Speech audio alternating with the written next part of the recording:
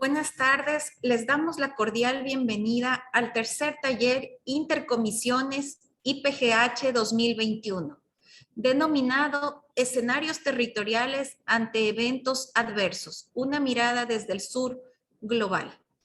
En esta tarde continuamos con la mesa científica de la Comisión de Geografía. Mi nombre es María Fernanda Vargas, soy ingeniera geógrafa y del Medio Ambiente, represento al Instituto Oceanográfico y Antártico de la Armada del Ecuador, INOCAR, y tengo el gusto de acompañarlos esta tarde como moderadora en este ciclo de conferencias que presenta la Comisión de Geografía. ¿Por qué es importante la Comisión de Geografía dentro del IPGH? Porque tiene la misión de gestionar, enfocar, facilitar y promover la investigación geográfica panamericana y colaborar educativamente con la comunidad geográfica hacia la producción del conocimiento científico, que apoya la agenda panamericana y los objetivos de desarrollo sostenible de la Organización de las Naciones Unidas, en una coordinación interdisciplinaria junto con las otras comisiones para el objetivo de beneficiar a los ciudadanos de las Américas.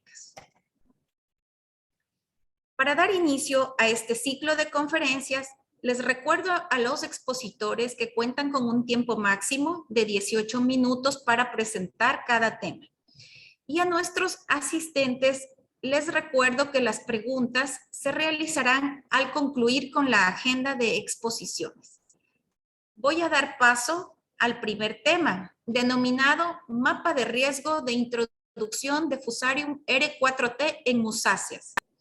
Nuestro expositor, Eric Messler, con una formación académica en la Universidad Humboldt de Berlín, Alemania, con 2 títulos de máster en gestión integrada de recursos naturales, bachelor en ciencias agrícolas, experiencia internacional en el manejo sostenible de la tierra, sistemas de producción agropecuaria, generación y análisis de geoinformación agropecuaria.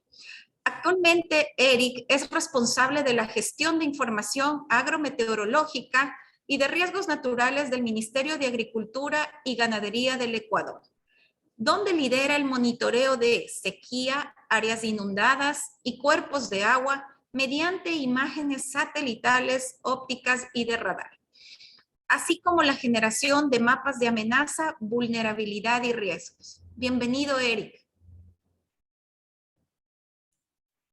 Muchas gracias, María Fernanda.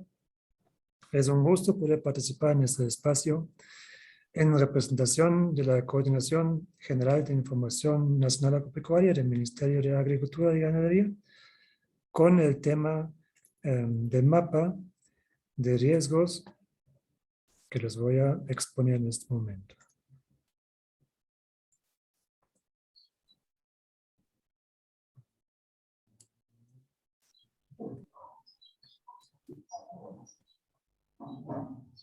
Por favor, me confirman si pueden ver la pantalla. Por supuesto, Eric, adelante. Perfecto, muchas gracias. El mapa de riesgo de introducción de Fusarium raza 4 tropical en áreas de musáceas a partir de puntos de potencial ingreso al Ecuador fue generado por varios actores que encuentran en el encabezado de la lámina, incluyendo el Ministerio de Agricultura y Ganadería, que lideró la generación del mapa, el Servicio Nacional de Gestión de Riesgos y Emergencias, el Instituto Nacional de Investigaciones Agropecuarias, INIAP, y la Agencia de Regulación, Control Fitosanitario y Agrocalidad, junto con el Instituto Geográfico Militar. El antecedente de la generación de este mapa es la ocurrencia del hongo Fusarium oxysporum raza 4 tropical en los países vecinos, tanto Colombia como el Perú, y por tanto la inminente llegada de este mismo hongo al Ecuador, pudiendo causar afectaciones socioeconómicas severas al país, al sector bananero, que es uno de los principales subsectores agropecuarios que tiene el Ecuador. Los puntos de posible entrada de este patógeno al Ecuador fueron identificados en conjunto con el INIAP, siendo viveros puntos de cuarentena de agrocalidad, donde llega nuevo material de propagación de las variedades de banano, los diferentes pasos de frontera, puertos y aeropuertos. Ya que podemos contar a partir de esos puntos con una dispersión del patógeno, del hongo, a partir de material tanto de musáceas mismos como de suelo adherido a diferentes implementos que se usan en el manejo del cultivo en general. Entonces, el objetivo era generar un mapa de riesgos que parte de ese supuesto ingreso de patógeno a partir de esos puntos de potencial ingreso y zonifique donde el riesgo de llegar al hongo es mayor o menor en las diferentes áreas de musáceas. Ese mapa sirve como insumo tanto para el desarrollo y focalización de estrategias de prevención como de control y contingencia. El riesgo se comprende en este análisis como la probabilidad de que se produzca un evento adverso y que tenga consecuencias negativas. Como otros ejercicios de mapas de riesgos, asimismo se plantea definir niveles de riesgo en 5 categorías, entre muy alto, alto, medio, bajo y muy bajo. Entonces son niveles de riesgo cualitativos y se acerca a este riesgo como la combinación de 3 componentes, que son la amenaza, la exposición y la vulnerabilidad. Entendiéndose así que tiene que conjugarse esos 3 componentes para que realmente pueda construirse un riesgo. La amenaza, por su lado, es en este caso la amenaza de la llegada del hongo, la presencia del hongo a un predio de musáceas, que está enlazado con la exposición, ¿no? Con la presencia de un predio realmente en algún determinado área que puede infectarse, y la vulnerabilidad de la planta y del sistema productivo a ser infestado por el patógeno. Si es que se dan esos 3 componentes, podemos hablar de un riesgo. La amenaza de la exposición se conjugan, tiene que haber una congruencia espacial para que realmente haya, en este caso, musáceas expuestas al FOC. Y la vulnerabilidad en sí es la división de la sensibilidad para la capacidad adaptativa de los predios o las fincas de musáceas. Es lo que hay que clasificar para calcular finalmente el riesgo de brote de FOC en las áreas de musáceas. Para la generación de este mapa, se apartó de cierta manera el componente de exposición, porque eso está representado simplemente por las áreas de musáceas, y se realiza el análisis de riesgo a partir de la amenaza y vulnerabilidad sobre estas mismas áreas. Por un lado, la amenaza se comprende como la distancia a puntos de potencial entrada del FOC que cada predio o cada finca tenga, y la vulnerabilidad es un conjunto de variables o indicadores que representan tanto la sensibilidad como la capacidad adaptativa. Entonces, en este caso, para la sensibilidad, se seleccionó la variable densidad vial, además de la variable susceptibilidad de inundaciones, y para representar la capacidad adaptativa se construyó un indicador de capacidad adaptativa, que lo vamos a ver ahora en adelante.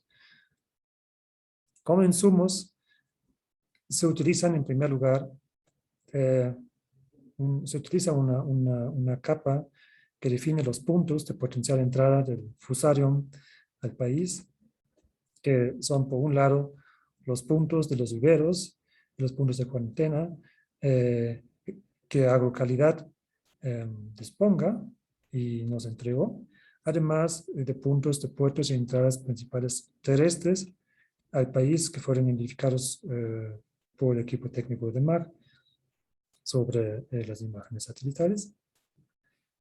Asimismo, se utilizan vías, información vial del mismo Instituto Geográfico Militar en el 2013 y diferentes insumos que identifican y localizan los diferentes tipos de musáceas en el país, desde el catastro bananero, el mapa de sistemas productivos, escala 1.25.000 de MAC, y estimación de superficie de banano, la más actual del año 2020. Y finalmente, para la variable de sucedería de inundación, se utiliza el mapa de zonas de suceder de inundación en el Ecuador continental. La exposición, entonces, se relaciona con las áreas o superficies de musáceas, identificadas a partir de los insumos que mencioné, y están considerados 4 musáceas dentro del análisis. La principal siendo el banano, seguido por el plátano, con igual alta importancia en el mercado más que nada nacional, y el orito y la abaca. Entonces se consideran todas esas áreas para el posterior análisis. Como componente de la amenaza, se analizó la distancia a puntos de potencial entrada del FOC. Lo que se realizó es un análisis de costo-distancia a partir de los puntos de potencial entrada de FOC ya identificados en formato de raster, es un mapa en formato de raster, que expresa para cada píxel un costo, digamos, de desplazamiento que tenemos desde un punto de potencial entrada hasta el punto del píxel, considerando que en cuanto el costo es menor, la probabilidad de que llegue el hongo a ese sitio es mayor, ¿no? Aquí lo vemos ya en gráfico, cómo se combinan los dos insumos. Por un lado, el mapa, digamos, de los puntos de potencial entrada de FOC al Ecuador. Ahí vemos los diferentes puntos. Se dieron diferentes pesos a cada uno de esos puntos en función de su importancia, la probabilidad de que a partir de esos puntos ingrese el patógeno, siendo el punto de cuarentena de la localidad el que mayor amenaza representa en este caso. Y la viabilidad, categorizando 2 tipos de vías entre primer orden, un peso, 1, y segundo, tercer orden, segundo peso. Y a partir del costo distancia, del análisis costo-distancia, obtenemos el mapa que vemos a la derecha, que ya define 5 categorías de distancia a puntos de potencial entrada, donde el color rojo obviamente son las zonas más cercanas a los puntos de potencial entrada, donde la probabilidad de entrar y la amenaza en por sí es mayor. En cuanto a la vulnerabilidad, por un lado se utilizó simplemente el mapa de zonas de susceptibilidad a inundaciones, con la justificación de que el hongo pueda diseminarse a través del agua en un evento de inundación. Entonces, igualmente se categorizó las categorías que tenemos dentro de este mapa, entre 1, 2, 4 y 5, en 4 categorías, pero ajustado a una escala de 5, y se dio ese valor a cada uno de los predios de musáceas identificados. Para la densidad vial, se calculó un indicador de densidad vial para cada uno de los predios de musáceas, considerando un área de perímetro de 1 kilómetro alrededor de cada predio, y dividiendo la cantidad en metros de vía que tenemos dentro de ese radio para la superficie que tiene el mismo predio. Y tenemos alguna relación que expresa la densidad vial en este perímetro.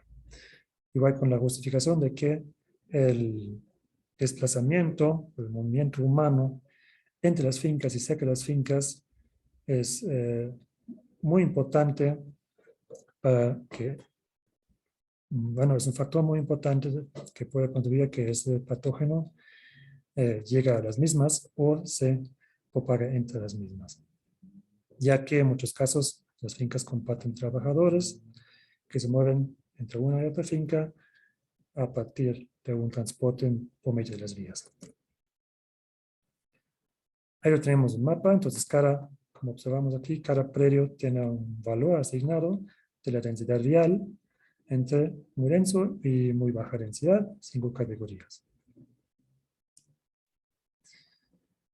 La capacidad adaptativa, como segundo subcomponente de vulnerabilidad, se caracterizó a partir de información cartográfica sobre atributos de los predios de musáceas. Tenemos dos insumos de catastro bananero que nos identifica, por un lado, el tamaño de la finca en 5 categorías, entre muy grande y muy pequeño, y el mapa de cobertura de uso de la tierra entre sistemas productivos de tipo empresarial y marginal. Esta información de los dos insumos se reclasificó en 5 categorías de capacidad adaptativa entre muy alta y muy baja, bajo la suposición de que un productor muy grande o un sistema productivo empresarial tiene una mayor capacidad adaptativa para enfrentar el hongo, por un lado, y evitar el ingreso en las puertas de su finca, porque dispone de mayor medio financiero para implementar las medidas de precaución. Mientras que un productor muy pequeño, un sistema productivo marginal, generalmente no tiene la misma capacidad. Entonces, asimismo, esos valores, esas categorías entre muy alta y muy baja fueron asignadas a cada uno de los predios de musáceas como una variable de vulnerabilidad. Ya teniendo esta información por predio de cada una de las variables de vulnerabilidad y también de la amenaza, se aplicó finalmente la fórmula de cálculo de riesgo por predio, que lo vemos aquí, el modelo, que es en sí la multiplicación de amenaza por vulnerabilidad, ya que la vulnerabilidad se compone de una sensibilidad que incluye aquí la sociedad de inundación y la densidad vial, y luego se compone de la capacidad adaptativa. Los dos se dividen y podemos de esta manera calcular el riesgo final por predio. Significa que tenemos dentro del mapa para cada predio, como lo vemos aquí, un valor de riesgo definido, igualmente en 5 categorías. Para obtener las zonas de riesgo que vemos aquí a la derecha, se realiza finalmente un análisis de densidad de los predios ponderado por su nivel de riesgo que tienen. Y así obtenemos las zonas que visualizamos aquí a la derecha, donde se conjuga una alta densidad de áreas de musáceas y a la par un alto nivel de riesgo que cada una de esas unidades tiene.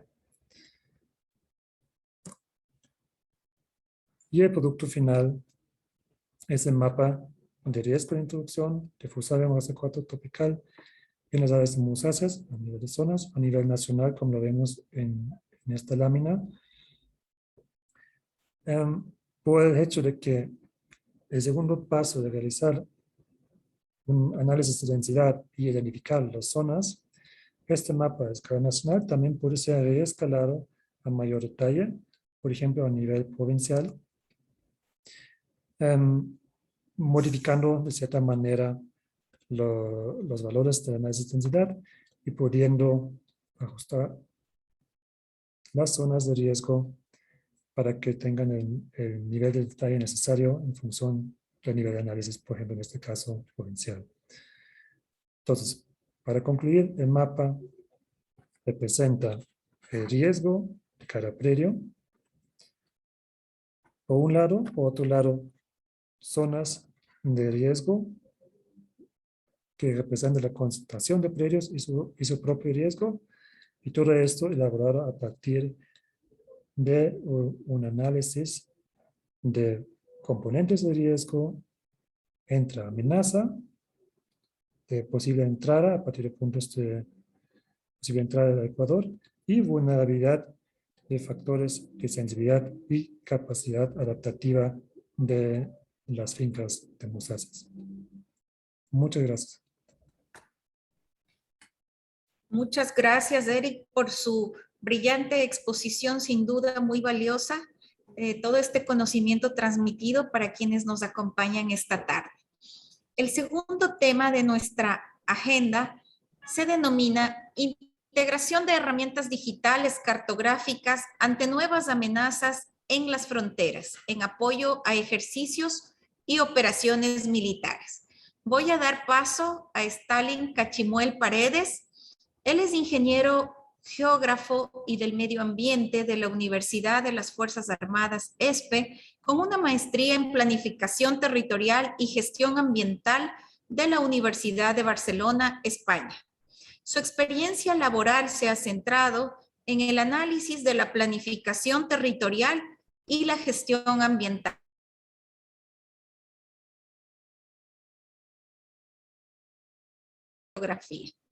En la actualidad trabaja en el área de estudios geográficos del Instituto Geográfico Militar, donde ha puesto en práctica programas y extensiones para el modelado del territorio con técnicas geoespaciales, dominio de los sistemas de información geográfica y programas para análisis digital de imágenes satelitales. Bienvenido, Stalin. Muy buenas tardes con todos. Muchas gracias, mi estimada María Fernanda. En primer lugar, muchas gracias por la invitación a este tercer taller de intercomisiones. Me es grato presentarles el trabajo que venimos realizando como Instituto Geográfico Militar en lo que tiene que ver al apoyo a las Fuerzas Armadas. Me voy a permitir compartir la presentación y por favor si me confirman. Sí, estamos visualizando, Stalin. Adelante. Perfecto. Perfecto, muchas gracias.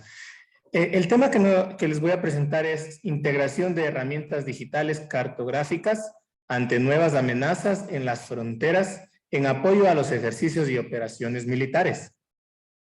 Rápidamente la agenda que vamos a tratar es una pequeña introducción a manera de contexto, el desarrollo como tal, la selección de la herramienta adecuada y para la consecución de estos casos prácticos que he puesto como ejemplo y finalmente unas conclusiones.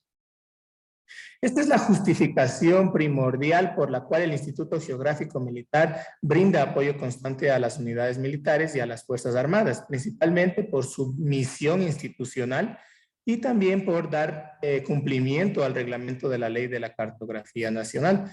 No quiero ahondar mucho aquí, así que voy a pasar rápidamente. Actualmente para el Ecuador y especialmente para las Fuerzas Armadas constituye un aspecto de alto interés la seguridad de las fronteras. Y esto debido principalmente a dos puntos. El primero es a la misión constitucional que tiene Fuerzas Armadas y la segunda es a las diferentes tareas asignadas a las unidades militares que operan en el territorio fronterizo. Para el Estado ecuatoriano es de prioridad mantener niveles adecuados de seguridad en la frontera. Y esto se ve reflejado en las continuas reuniones bilaterales que se realizan, tanto en el nivel político estratégico como estratégico militar, con el objetivo principal de encontrar o de buscar nuevos procedimientos para evitar lo que es la existencia de los grupos ilegales. Esto principalmente en la frontera norte. Por lo que analizar estas nuevas amenazas y cómo estas han mutado durante el tiempo, constituye el punto principal de análisis en diferentes debates sobre seguridad. Y esto principalmente porque estas nuevas amenazas merman nuevas amenazas, entre comillas, merman lo que es el desarrollo del país ya que generan incertidumbre y lo que es inseguridad. Dicho esto, la Junta Interamericana de la Defensa determina que los estados están siendo afectados por estas nuevas amenazas o también denominadas amenazas emergentes, de las cuales podemos decir tenemos el terrorismo, la delincuencia organizada, el tráfico ilícito de drogas, el tráfico ilícito de armas, actualmente lo que es los ataques cibernéticos, la corrupción y los desastres naturales. Es por esto que la preparación de la defensa de un país es una tarea de prioridad. Y un factor esencial para la consecución de esto es la capacitación constante del especialista militar en lo que tiene que ver a la planificación del terreno para realizar simulaciones de acciones combativas, o lo que se traduce o lo que se conoce como el teatro de operaciones militares. Esta es una actividad que demanda año tras año, como podemos ver en la lámina, grandes cifras considerables de recursos al utilizar herramientas manuales mediante el uso de cartas topográficas en soporte físico, al igual que herramientas que retrasan esta planificación. Es por eso que la educación en el contexto militar está en un proceso de transformación continua y de cambios significativos en el paradigma, con el fin de obtener nuevas formas de enseñanza, y aquí para que el especialista militar o el oficial de inteligencia establezca nuevas formas de aprendizaje. Y este aprendizaje significativo que les quiero compartir es una teoría de un psicólogo estadounidense, el cual habla de una relación entre los nuevos conocimientos adquiridos y aquellos que ya se tenían. Es decir, un proceso de reconstrucción de ambos, que va a ayudar al aprendizaje del oficial de inteligencia. Dicho esto, hay que aclarar que para la consecución de cualquier misión, en combinación de la información geográfica y las diferentes herramientas geomáticas que existen, constituye ya un hito para lo que es el avance tecnológico para la defensa de los estados. Y esto es, esto es una realidad que no debería ser ya diferente para el Ecuador. El Ecuador debería ya estar inmerso en esta realidad.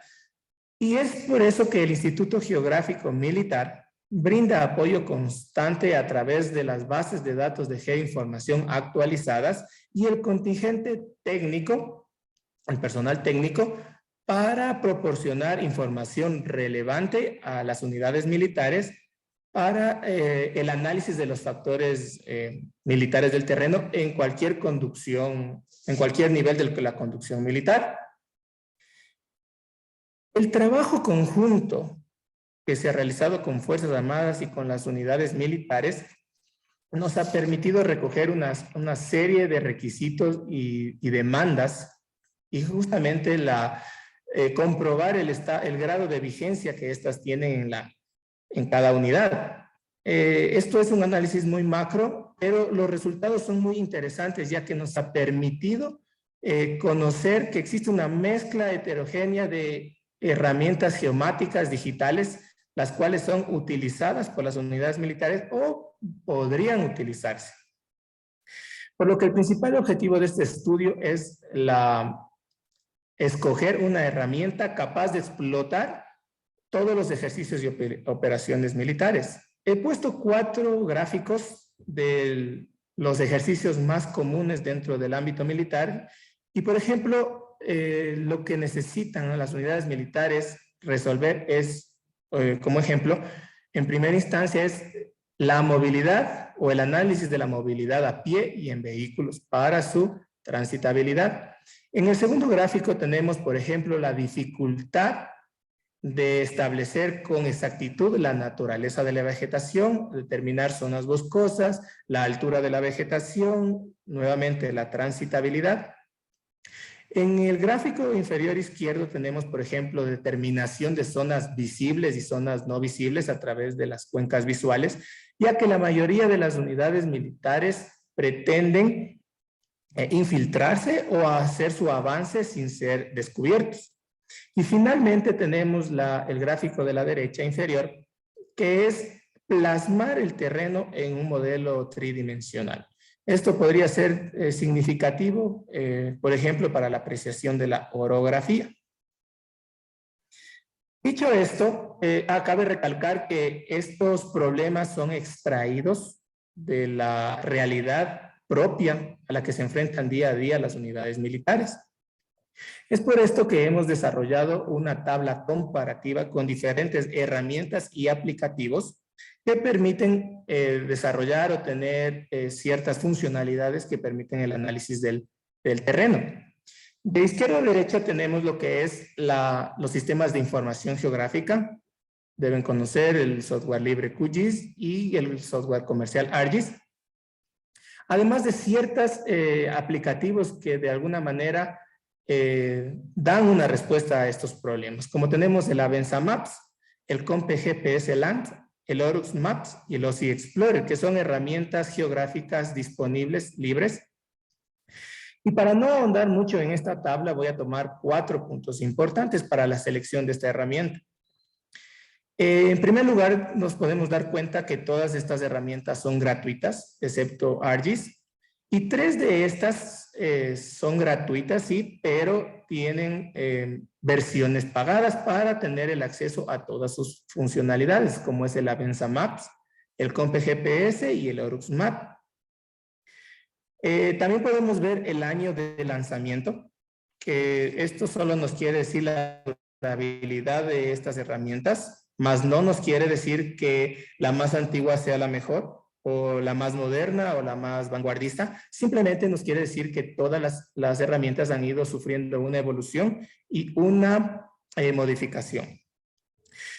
Una de las características más relevantes de los sistemas de información geográficas, y es un valor ya por demás añadido para estos SIG, es la interoperabilidad con la simbología militar.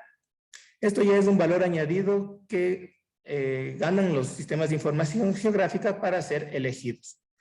Las demás dispositivos no permiten una interoperabilidad con los símbolos militares. Otro punto sería la complejidad de uso de estas aplicaciones. Y aquí tenemos, por ejemplo, que los sistemas de información geográfica, desde la experiencia de los usuarios, es más complejo que las otras aplicaciones que podrían a ser más intuitivas. Sin embargo, esto es un valor o un dato muy subjetivo, ya que esto es desde la apreciación del usuario. Sin embargo, es un punto adicional para las otras aplicaciones. Y finalmente, dicho esto, yo quiero indicar que la mejor herramienta que explota los ejercicios militares vendría a ser lo que es los sistemas de información geográfica. Tras este análisis razonable, los sistemas de información geográfica me van a permitir contestar o realizar las demandas y dificultades que tienen las unidades militares. En un primer caso tenemos el análisis de la movilidad del personal a pie y en vehículos. Como Instituto Geográfico Militar se ha realizado herramientas geográficas automatizadas, personalizadas y parametrizadas para que el oficial de inteligencia tenga la mayor facilidad para generar modelos digitales del terreno, mapas de pendiente, que de una u otra manera van a facilitar el avance y la trayectoria de las tropas. En segundo lugar, tenemos la naturaleza de la vegetación, que también era un problema. Los sistemas de información geográfica permiten o tienen la capacidad de visualizar imágenes satelitales actuales y de esta manera podemos sacar y determinar la vegetación. Otro punto que vimos en las dificultades que tenían era determinar zonas visibles y ocultas. Esto es muy importante porque dentro del ámbito militar, en el contexto militar, el terreno en donde se realizan los ejercicios, tanto ficticios como reales, son sumamente drásticos. Es por eso que hemos generado de igual manera herramientas automatizadas que permitan obtener rápidamente zonas de influencia visible y de influencia no visible. Finalmente tenemos una herramienta que ha sido de mucho gusto para el personal militar y como es el desarrollo de las rutas óptimas, en el cual el oficial de inteligencia determina la trayectoria de un punto A a un punto B en el menor coste posible. Esto ha sido muy personalizado dependiendo de la zona geográfica en que se encuentren. Finalmente, quiero llevar a unas conclusiones muy importantes. En el lado izquierdo podemos ver las debilidades y fortalezas. Esto tiene que ver con la parte interna de las unidades militares, tienen mucha relación. Y la parte de la derecha, amenazas como oportunidades, son factores externos, es decir, que no están relacionados a las unidades militares, pero influyen en esta. Tenemos lo que es las debilidades, y una de las debilidades podría ser la negativa o difícil adopción por parte de los mandos en adoptar los sistemas de información geográfica, de adoptar la carta digital para la consecución de la planificación territorial y la planificación de los ejercicios sobre el terreno. Esto quiere decir una reacción reacia que podrían obtener o tener las cabezas de las unidades militares. Y otra debilidad podría ser el tiempo empleado para la formación o capacitación del uso de los sistemas de información geográfica. Podría darse que se ocupe mucho tiempo tanto en la capacitación por parte de compañeros que ya conocen un poco más de esta herramienta o a su vez en cursos de formación. Dentro de las fortalezas tenemos lo que es los factores internos.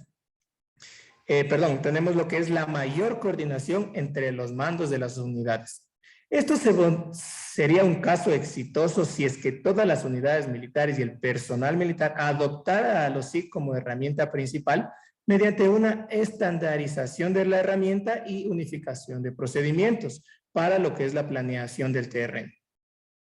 Tenemos en la parte derecha los factores externos. Como amenazas tenemos la existencia de aplicativos más sencillos e intuitivos que usan las unidades, como eran los que vimos en la tabla comparativa. Aquí podemos ver la disparidad que existen entre la utilización de estos dispositivos que al final del día vendrían a ser más sencillos y más utilizables tal vez por costumbre o tal vez por rapidez de obtener una información dentro del terreno. Una amenaza también sería la dependencia de un solo software. Al tener el ArcGIS como un software único, ante la falla de este quedaría de manera inoperativa el análisis del terreno. Otra amenaza es la descoordinación con otras dependencias o unidades. Esto quiere decir que ciertas dependencias o unidades militares adoptan a los SIG o a la carta digital como herramienta para la planeación militar y otras no. Entonces, las otras que no adoptaran estarían utilizando ciertos dispositivos o aplicativos que no tienen capacidad de análisis o por último estarían utilizando lo que es la carta topográfica en soporte físico. Y como oportunidades tenemos la mayor interoperabilidad con el resto de unidades. Esto es algo utópico para mí, pero sin embargo se está trabajando para que de cierta manera todas las unidades conozcan las capacidades de los SIG.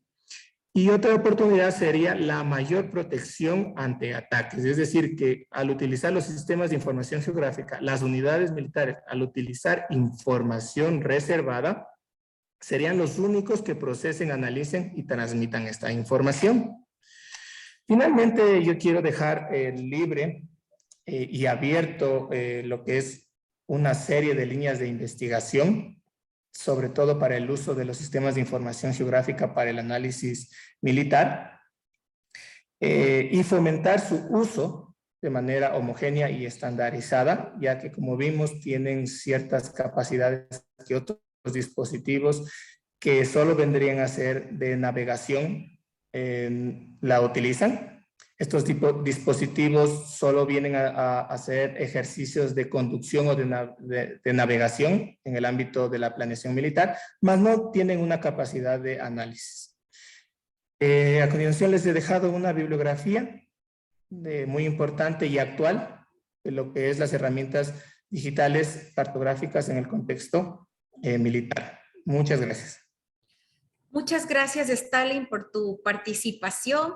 Gracias por permitirnos conocer las nuevas herramientas tecnológicas y técnicas de geoprocesamiento que se encuentran implementando nuestras gloriosas Fuerzas Armadas para el cumplimiento de las actividades que les ha sido encomendadas. En este momento vamos a dar paso al video institucional. Vamos a observar el video institucional.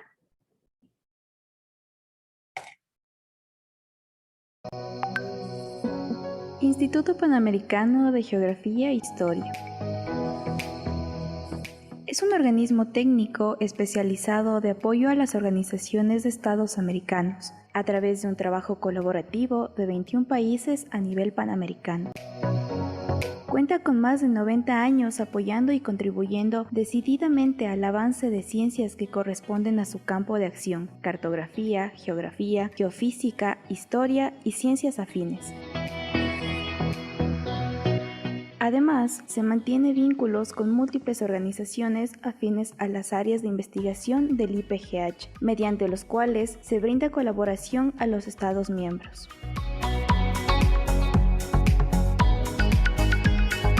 La Sección Nacional del Ecuador IPGH ha promovido y fomentado importantes proyectos, concursos, talleres, seminarios, coloquios y webinar, destacando la gran capacidad de interacción entre los miembros de sus comisiones. Se contribuye legalmente con los resultados de investigaciones a través de publicaciones en revistas científicas.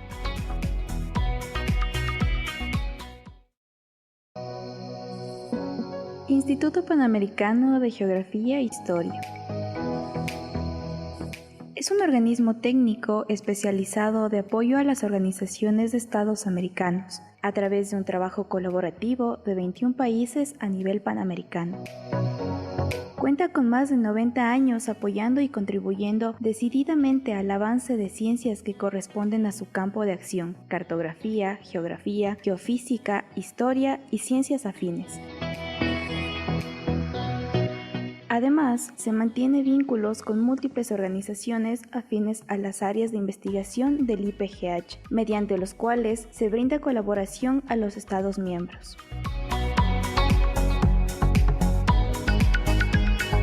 La Sección Nacional del Ecuador IPGH ha promovido y fomentado importantes proyectos, concursos, talleres, seminarios, coloquios y webinar, destacando la gran capacidad de interacción entre los miembros de sus comisiones. Se contribuye legalmente con los resultados de investigaciones a través de publicaciones en revistas científicas.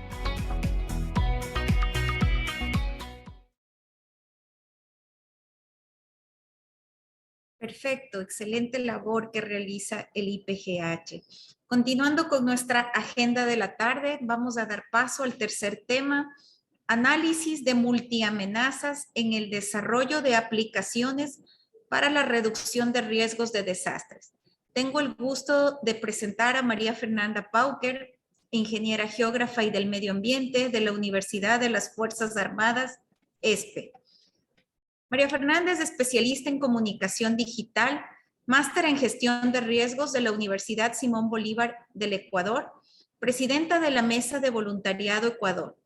Durante más de 15 años ha estado vinculada al análisis del riesgo en sus diferentes fases: preparación, prevención, mitigación, respuesta y recuperación a nivel nacional e internacional, a través de la empresa Especialistas en Gestión, Specigest.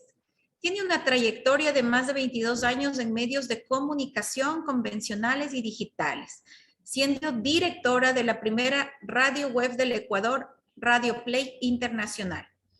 Actualmente desarrolla proyectos en todo el territorio nacional, integrando la gestión de riesgos, espiritualidad y salud mental, enfocada a la protección y preservación del ambiente, turismo y rescate ancestral, construyendo un camino a la resiliencia. Bienvenida, María Fernanda, te escuchamos. Gracias, Fer. Muchísimas gracias al Instituto por la invitación en nombre del Colegio de Ingenieros Geógrafos de Pichincha. Felicitar a todas las instituciones que hacen posible, por supuesto, el apoyar estos espacios que nos hacen invitar a las personas a no solamente ver lo importante que son las ciencias geográficas, sino todas las herramientas que actualmente tenemos para aplicar en el mundo físico y también en el digital. Voy a compartirles la presentación.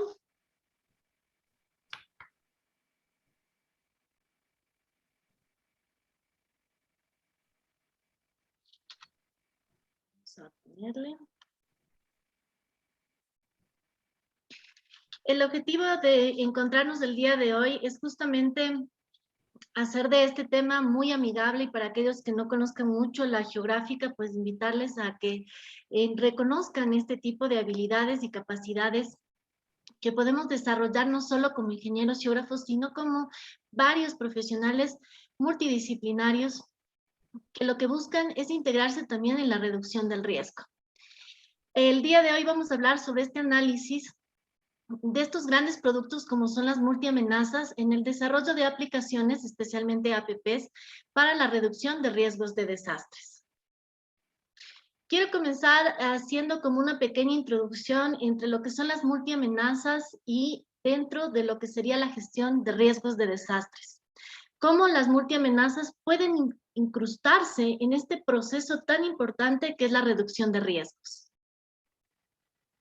Me gusta siempre empezar dándole mucho valor a lo que es los datos y la información. Si no empezamos desde este punto, no partimos con esta calidad, pues difícilmente el producto final tendrá un gran valor.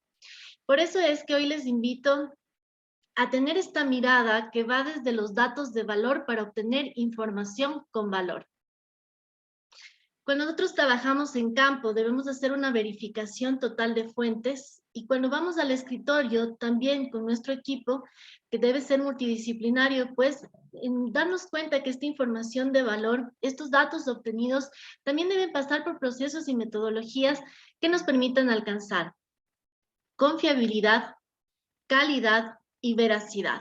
La veracidad es una capacidad de ser transmitido, también esta información de poder compartirla. No sirve de nada obtener datos de información que no se comparte, especialmente en la reducción de riesgos de desastres. Es importante reconocer uno de los procesos que desarrollamos como geógrafos y que también, por supuesto, se introduce en el tema que hoy día estamos exponiendo. El geoprocesamiento, que no es nada más y nada menos que realizar un modelado y el análisis y automatización de diferentes tareas de los sistemas de información geográficos. Nosotros ingresamos geodatos, hacemos análisis geoespacial y finalmente obtenemos geoinformación. ¿Qué quiere decir esto? Que a partir de un insumo que pasa por un proceso, obtiene un producto. Es así más o menos lo que nosotros realizamos. Para aquellos que no lo conocen, pues que vayan familiarizándose con este tipo de procesos. Es así como llegamos a esta palabra tan conocida para unos y para otros no, y para otros que también dicen, no me gustan mucho las multiamenazas, y ya les vamos a contar por qué. El concepto básico que salió en el 2006, justamente del cual partimos para hacer este análisis, fue de Costa Rica, la ley de emergencia, y que hablaba y ponía a las multiamenazas en un contexto como la unión o combinación de dos o más factores de amenaza y que se va manifestando de manera aislada, simultánea, o que esta reacción también puede ser en cadena. Y esto para que se produzca un desastre, y obviamente aquí estamos para reducir ese riesgo y nunca llegar al desastre.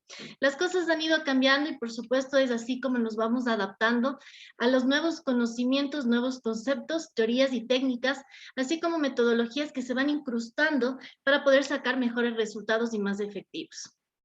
Este proyecto que nosotros hemos realizado y que les vamos a contar más adelante, nos permite ingresar a las multiamenazas como un inicio para poder obtener al final funcionalidades que nos permitan hacerlo sencillo para el usuario final. ¿Qué hacemos nosotros con las multiamenazas? Identificamos amenazas, obviamente existentes en territorio. Hacemos el análisis de estas amenazas que son existentes o no. Hacemos una generación de mapas de amenazas ante un evento o ante varios eventos. Hacemos una clasificación en niveles o rangos de impacto de cada amenaza, así como vemos a la derecha en este gráfico, que están seleccionados o clasificados como muy alto, alto, medio, bajo. Dependerá mucho del nivel de estudio y del caso, como hemos visto en la mañana y hace un momento, de cómo se clasifican las amenazas, vulnerabilidades y riesgos, pues también aquí lo hemos desarrollado. Encontramos análisis matemáticos que pasan por álgebra de mapas, procesos SIC, en este proceso que vamos a ver también la introducción de ciertas ponderaciones y sistemas algebraicos que nos permiten tener mejores resultados. Y finalmente obtenemos lo que es el mapa de multiamenazas. ¿Cuáles son los beneficios cuando nosotros trabajamos con multiamenazas? Nos permiten identificar las amenazas en el territorio. Nos facilitan tomar las decisiones mucho más acertadas y efectivas, y aparte de eso, identificar una o más amenazas que tengan elementos similares o iguales de afectación sin dejar de atender a todas al mismo tiempo. Cuando yo decía hace un momento, a algunos no les gusta trabajar con multiamenazas, es cuando se refieren a la amenaza sísmica. Cuando ésta se interpone o se hace algún tipo de sistema de álgebra de mapas, a veces piensan que va a tapar toda la información en un país como Ecuador, por ejemplo, que es altamente sísmico. Pero definitivamente esto dependerá del modelo matemático, algebraico que nosotros apliquemos y cuál es la funcionalidad también que vamos a dar a todas nuestras herramientas. Es así como nos ponemos a analizar, después de conocer un poco qué son las multiamenazas, cómo ingresan a la gestión de riesgos, a este proceso tan interesante. Aquí tenemos una mirada 360 grados. Cómo reducir el riesgo pasando por la preparación, la respuesta, la recuperación y la mitigación. ¿Cuándo usar las multiamenazas? En todo momento, en todas las gestiones que ingresan dentro de la reducción del riesgo. Cuando se estima el riesgo, cuando vamos a hacer prevención, cuando vamos a hacer reconstrucción, sea prospectiva, correctiva, reactiva, cualquier tipo de gestión que nosotros busquemos aplicar para reducir el riesgo, la multiamenaza es una excelente herramienta. Y ahí vamos a esta segunda parte, reducir riesgos de desastres en aplicativos. Reducir el riesgo a través de lo digital sin dejar de lado nuestro mundo físico. Aquí les he traído yo algunos datos digitales. La verdad hay muchísimos que deberíamos entender, comprender y analizar y sobre todo investigar para poder construir este tipo de herramientas. Es muy importante familiarizarnos con este tipo de datos. Recuerdan lo que yo decía al inicio, empezar con datos fiables para partir a una información final que nos permita un buen producto. Por ejemplo, tenemos que las personas entre 16 y 64 años navegan 6 horas con 42 minutos por Internet. Imagínense ustedes cuánto tiempo pasamos en Internet. Aparte de eso se suma que este mismo número de personas se introducen 3 horas con 15 minutos en redes sociales al día. Y hay otras que pueden vivir más de 8 horas al día justamente en aplicativos como por ejemplo WhatsApp, mensajería inmediata. Casi la mitad de nuestras vidas pasamos en redes sociales. Un análisis importante. ¿Cuántas veces ustedes revisan el móvil, el teléfono? ¿Cuántas veces lo hacemos? No las he contado, pero son muchísimas, ¿verdad? Hoy te contamos que los usuarios aproximadamente ven 150 veces al día su teléfono. Miren ustedes, es el mínimo de veces que nosotros vemos nuestro teléfono. Son muchísimas y no nos damos cuenta, pero esto pasa. Aparte de eso, hablemos de la experiencia móvil. Aproximadamente el 89% de las personas recomiendan una marca, un aplicativo, recomiendan una marca de ropa, recomiendan una página web o información después de tener una experiencia positiva móvil, el 89%. Pero ¿qué sucede con esa reacción de ese 89%? ¿Será que el resto de la gente, porque me recomiendan, accedo a ese mundo digital? Pues sí. Se dice que el 92% de las personas a las que él les recomendó este 89 acceden a ese aplicativo, a esa experiencia que otro ya la tuvo. Y aparte de eso, hablando de economía, porque todo proyecto debe ser rentable, Hablemos de esa proyección para el próximo año, pues se dice que las aplicaciones móviles van a aportar, sí, van a aportar en la industria, que va a contribuir al PIB en 4.6 billones de dólares. Imagínense ustedes, ¿verdad? Es así como el 85% de los usuarios de Internet en el mundo se sienten más cómodos utilizando aplicaciones móviles que gestionando tareas en sitios adaptados a los formatos de los dispositivos móviles, como tablets y teléfonos inteligentes. Esto nos está diciendo que a la gente le gusta usar apps, que una app le entrega una mejor experiencia y por lo tanto, para reducir el riesgo, también deberíamos nosotros proporcionar este tipo de herramientas.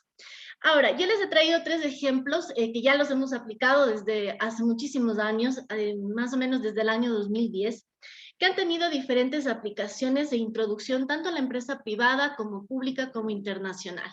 Estos son generales en realidad, pero son buenos ejemplos para que ustedes conozcan cómo las multiamenazas ingresan en los aplicativos y reducen el riesgo. Nuestro primer aplicativo es el SPAD, que es un sistema de prevención de alerta temprano. El segundo es el SCRE, que es un sistema ciudadano de respuesta de emergencia. Y el tercero es UYAI, un sistema de reducción de riesgos para turistas. Es así como les presento el SPAD, este sistema de prevención muy completo, bastante interesante y que se presenta con 2 visualizaciones diferentes. La primera es el usuario, el ciudadano, el que forma parte de ese momento en el que puedes vivir un evento, ¿no? Y que obviamente lo puedes también denunciar. Y por otro lado está la autoridad, los organismos científicos, los organismos de respuesta. Este sistema integral tiene 3 niveles de información. Sí, 3 niveles de información. El primer nivel de información es en donde ingresa el Internet, o sea, la llamada por Internet, porque se lo puede hacer por web, por celular, por llamada convencional, y por ahí entra una palabrita que yo la he colocado, pero que no debe usarse, que es el desastre natural. Los desastres no son naturales, las amenazas lo son, y el desastre obviamente llega cuando no hacemos nada para enfrentar los riesgos actuales, residuales o futuros. Sin embargo, esta palabrita que la hemos colocado ahí es porque el análisis que tenemos es cómo piensa la población, cómo enseñarle y prepararle a la población también en conceptos, en teoría, y por supuesto entender cómo explicar el evento que yo estoy viendo. En el segundo nivel tenemos las instituciones científicas y que obviamente pues ingresan desde el Instituto Geofísico de la Escuela Politécnica del Ejército, entra el ECU 911, en general entran acá todos. Pero ¿qué es cómo funciona este sistema? Nosotros partimos de un análisis donde identificamos las amenazas y multiamenazas y estas funcionan a nivel justamente real. ¿Qué es lo que sucede? Así como nosotros vemos por acá, van ingresando los diferentes niveles de amenazas y una vez que una persona hace un clic en la llamada de emergencia, este sistema lo que hace es anteponer rápidamente todas las multiamenazas y confirmar que ese tipo de amenaza primero puede darse en territorio. Se hace una verificación después con las instituciones científicas para ver cuáles pueden ser los impactos posibles de escenarios y finalmente el envío de respuestas si existe y se verifica que hay ese tipo de amenaza. También nos permite el monitoreo de emergencias, emisiones de transmisiones a medios de comunicación en tiempo real y así crear información veraz y objetiva. Aquí estamos viendo justamente a inicio prima en caso de emergencia.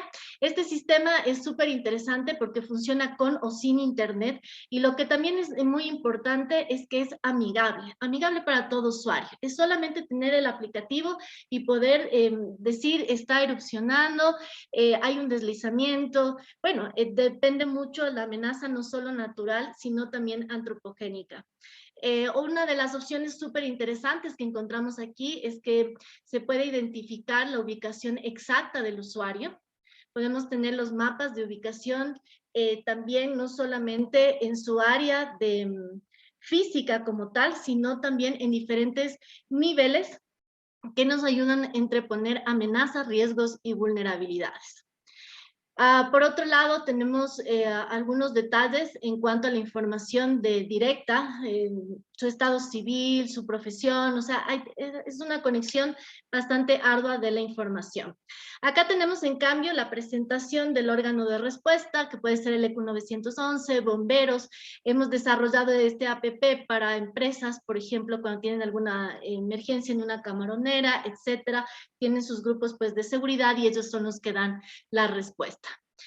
Justamente esto nos guarda los datos de la alerta en una base de datos designada, comparando con todas estas multiamenazas, nos indica el estado en el que se encuentra la alerta. Aquí hay como revisar, analizar, ver cuál ha sido la respuesta asistida, o en caso, por ejemplo, de alguna emergencia que no sea real, también la puede anular y obviamente pues tomar las restricciones del caso, ¿no?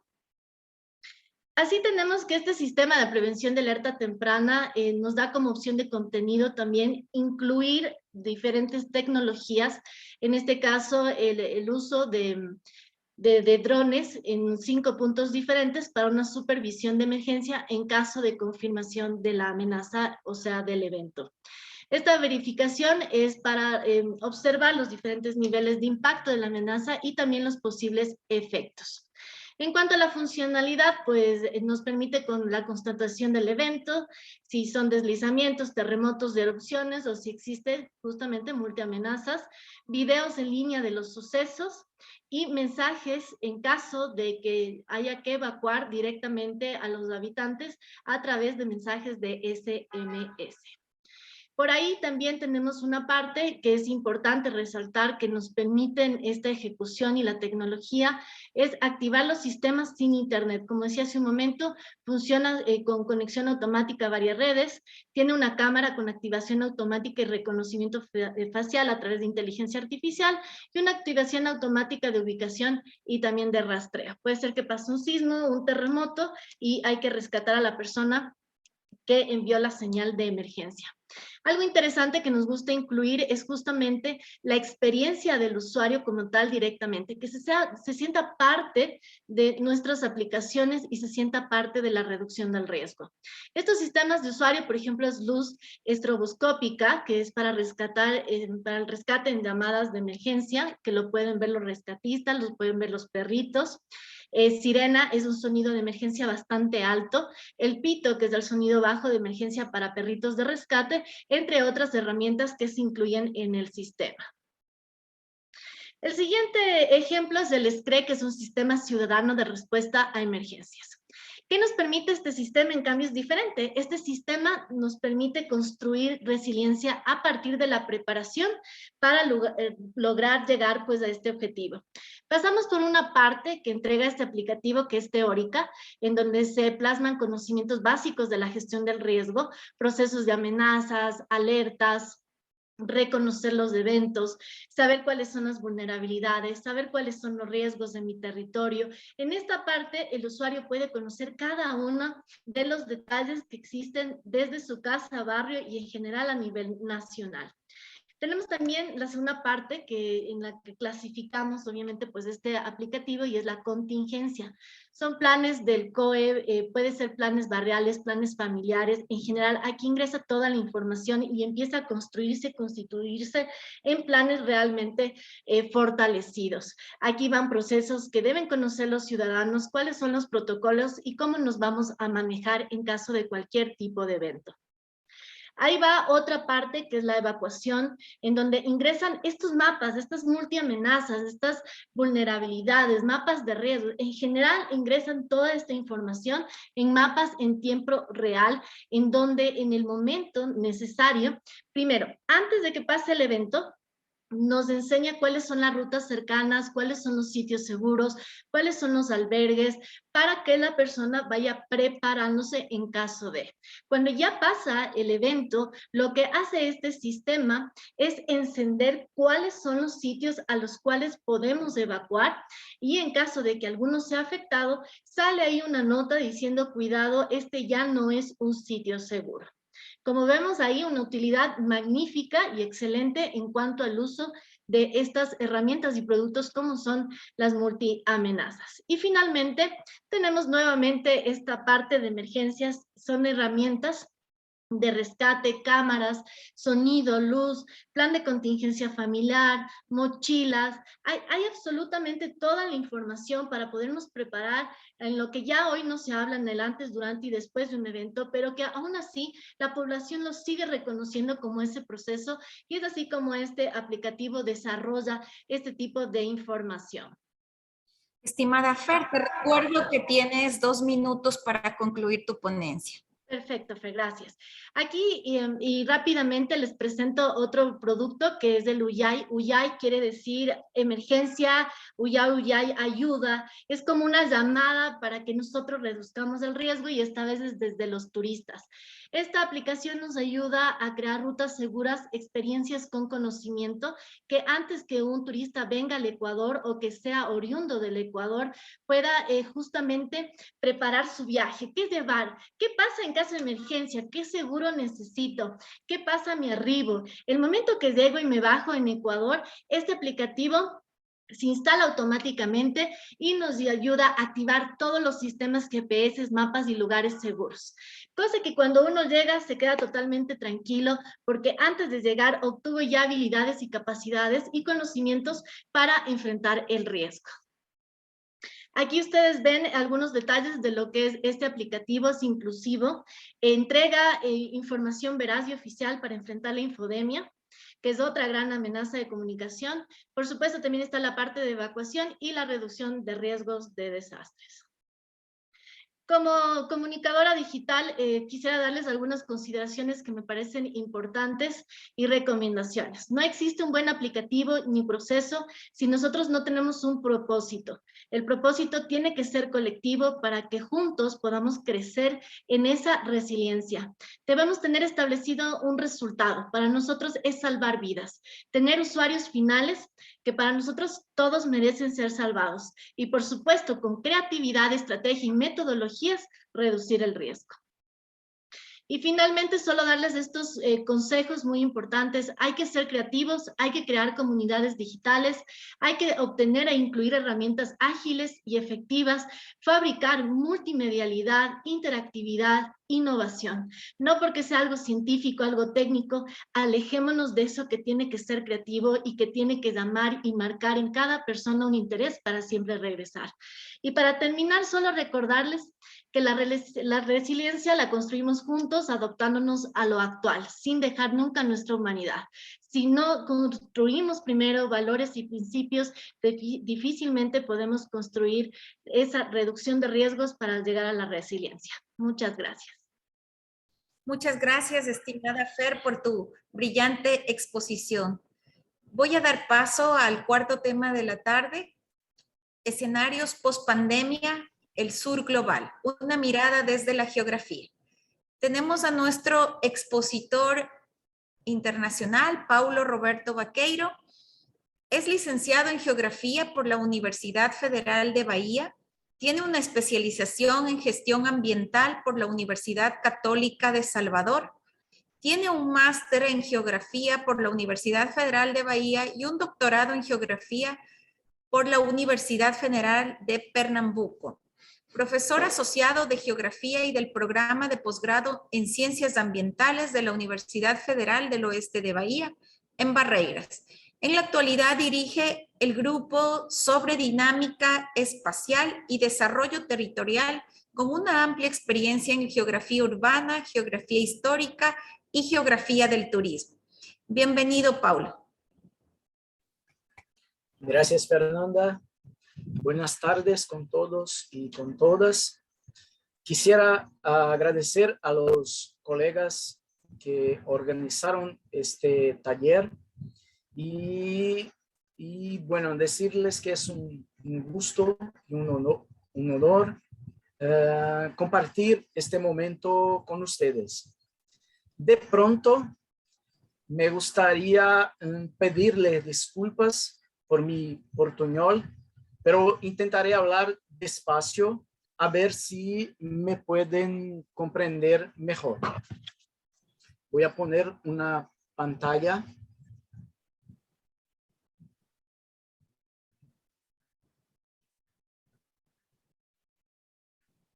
¿Sí que está bien? Sí, estamos visualizando su presentación, Paula. Entonces planteo hablar sobre escenarios post pandemia en el sur global y desde una mirada a partir de la geografía. Esta es la agenda de nuestra charla. Vamos a tratar de 3 temas que de algún modo están relacionados entre sí. Vamos a hablar un poco de los escenarios post pandemia como tema de un libro que hicimos colectivamente, un grupo de geógrafos y profesionales de otras áreas. Hablar de cómo la pandemia y el post pandemia afectan al sur global y por fin hablar del rol de nuestra geografía sureña frente a los retos del post-pandemia. Y ahí tenemos el primero de los temas. Bueno, ahí pueden ver la portada del libro que hicimos colectivamente, un grupo de colegas de distintos países y de distintas áreas de conocimiento con foco en los países sureños, pero también en otros territorios. La idea central de ese libro es reflejar sobre cuáles son los escenarios posibles para la región donde vivimos tras la pandemia de la COVID-19. Y ahí tienen la dirección de internet donde pueden acceder al libro en PDF. Así que tenemos como participantes, son 16 autores y autoras de 8 países. Como les dije, elegimos colegas de distintos países del sur global, como Argentina, Brasil, Chile, Cuba, Ecuador, Mozambique, y de 2 países que están ubicados formalmente en el norte global, como España y Italia. Les recuerdo que estos 2 países estuvieron en el centro de la difusión de la pandemia en el año de 2020. Bueno, el grupo, el equipo es formado por una politóloga, un médico, un trabajador social, geógrafos y una ingeniera geógrafa que es precisamente nuestra colega Gianina, la colega de Ecuador. La idea era tener más otros colegas de 5 países y de 4 países y un territorio. Serían de Guadalupe, Venezuela, Benín, Camerún y Líbano, pero ellos no alcanzaron concluir sus textos. Ahí tenemos los títulos de los capítulos y hice una tipología de los temas que fueron tratados en dichos textos. En verde están los escenarios más de posibilidades frente al post-pandemia. Y en rojo tenemos los escenarios de amenazas, los escenarios más pesimistas frente al post-pandemia. No voy a leer cada uno de los títulos, pero tenemos ahí una situación de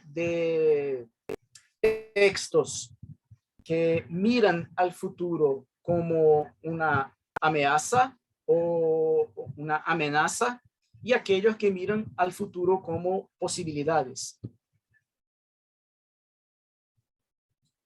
Ahí están, son 11 textos, 13 textos, perdón. Bueno, y vamos a intentar comprender cómo la pandemia y el post-pandemia afectan al sur global.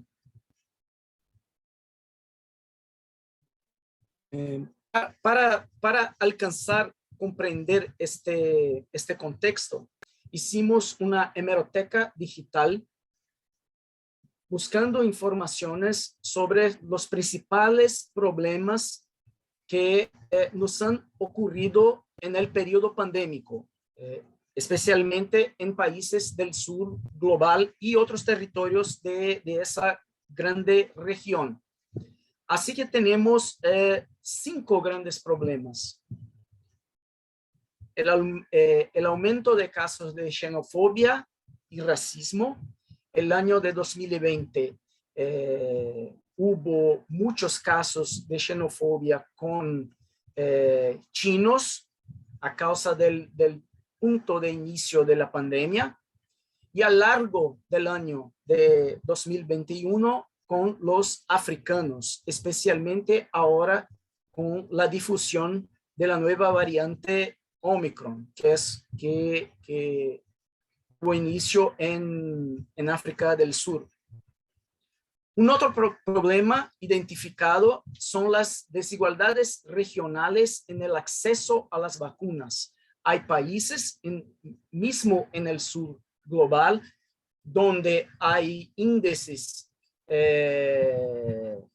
altos de vacunación, mientras otros presentan índices muy bajos, como los casos de los países de África.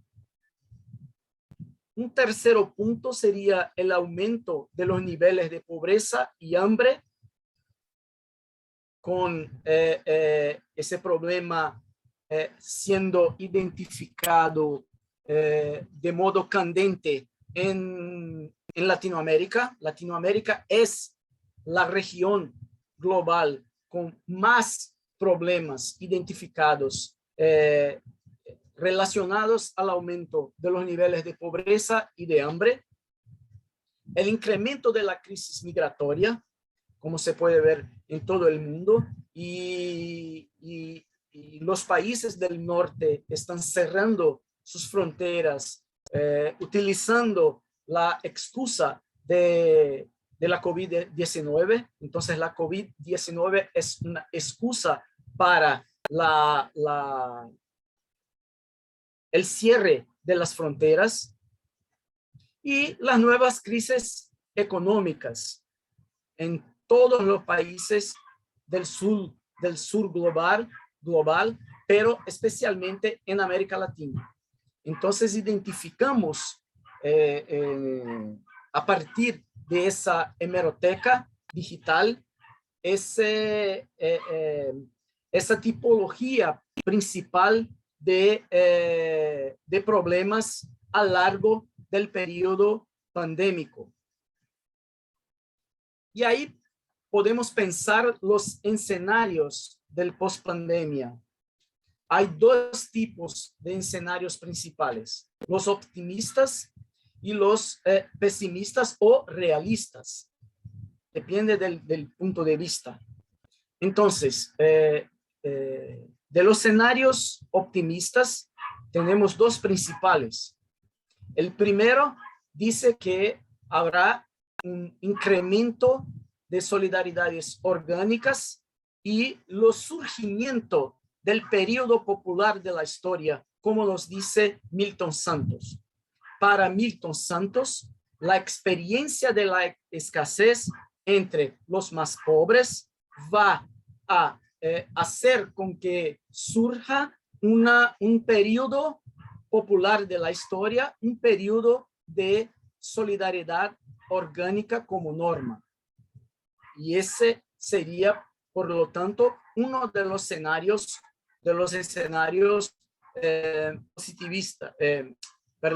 optimistas. El otro escenario sería de la oportunidad para una nueva relación sociedad-naturaleza, como lo defiende Ailton Krenak. Para quien no lo conoce, es un filósofo indígena brasileño que que ha sido muy requisitado para hablar sobre este momento acá en Brasil, y que tiene una visión optimista desde que nosotros aprendamos con este contexto en lo cual estamos involucrados. Los escenarios pesimistas o realistas. El primero sería de un avance del neoliberalismo sobre los países y regiones más periféricos. Quien lo defiende es la filósofa brasileña Márcia Tiburi.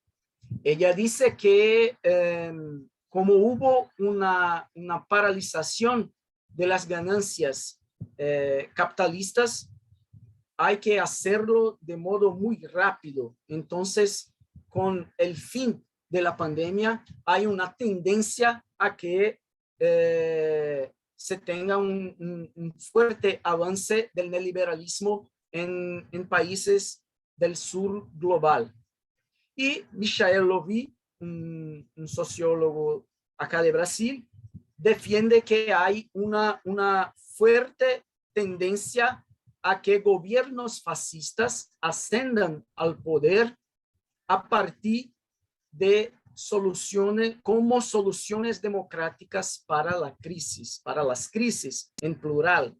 Entonces serían soluciones democráticas porque van a utilizar los mecanismos de la democracia, las elecciones, los movimientos de uso de las libertades para la ascensión de gobiernos fascistas. Y América Latina es una región donde eso está ocurriendo, segundo Michael Lovy. Entonces ahí tenemos los escenarios, tanto los optimistas como los pesimistas o realistas, dependiendo desde los puntos de vista distintos. Y ahí vamos a la tercera parte, que sería reflejar sobre el rol de la geografía que se hace en el sur global frente a los retos del post-pandemia.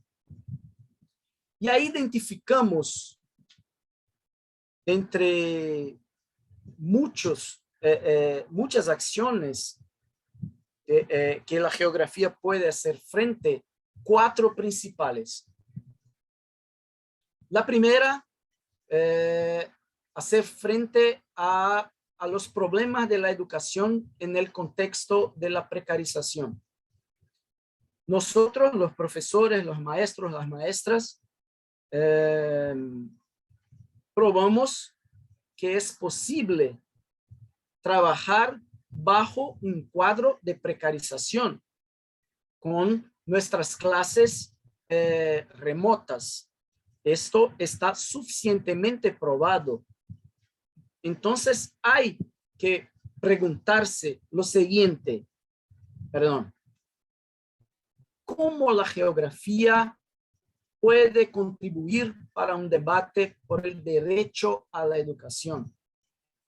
La educación en el contexto de la pandemia fue algo, hubo un proceso de elitización de la educación, porque no todos los alumnos y las alumnas tienen acceso a los mecanismos remotos. Entonces hay que preguntarse, hay que reflejar sobre el futuro de la educación y de la geografía como parte de la educación.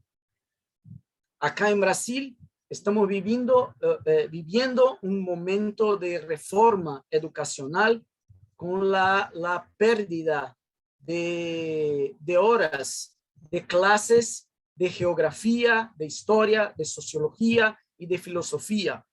Entonces, y creo que eso es un avance del neoliberalismo sobre la cuestión de la educación en toda América Latina.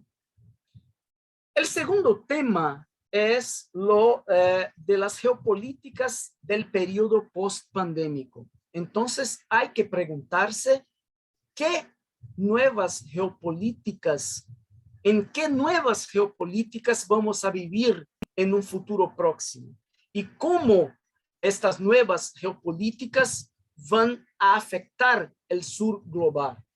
Y para ello, pienso que son 3 los temas principales que la geografía debe se ocupar.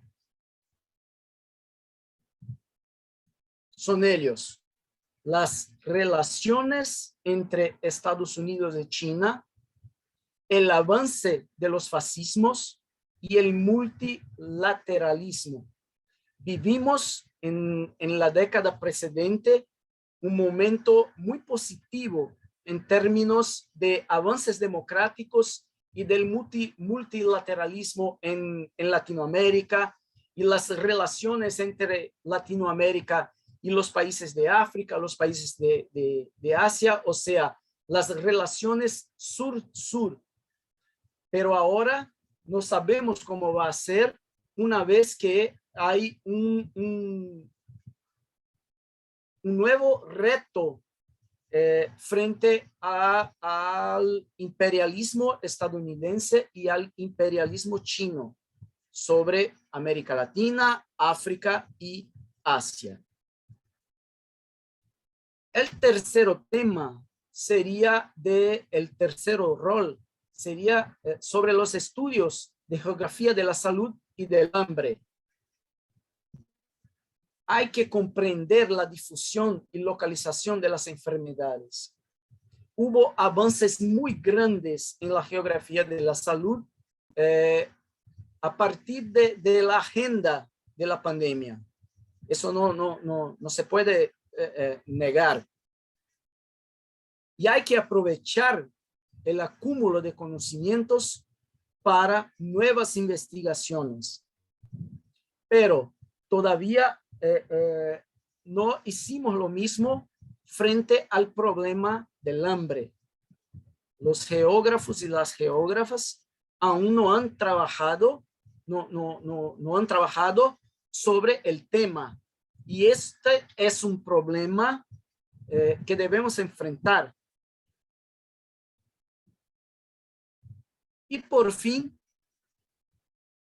pensar, reflejar sobre el papel de la geografía como política. Hay que avanzar, hay que transformar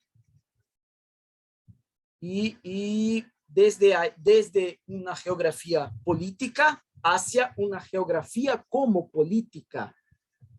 O sea, es decir, volver a hacer la guerrilla epistemológica de que nos habla Yves Lacoste.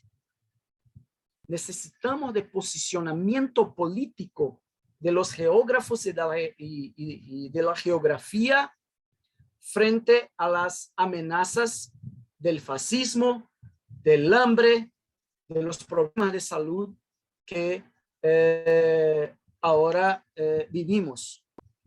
Entonces, pienso que la geografía puede y debe ser una ciencia que contribuya para la gestión del nuevo, del futuro. Y para ello es necesario que los geógrafos se posicionen frente a ese futuro. Gracias y espero poder charlar un poco más sobre el tema.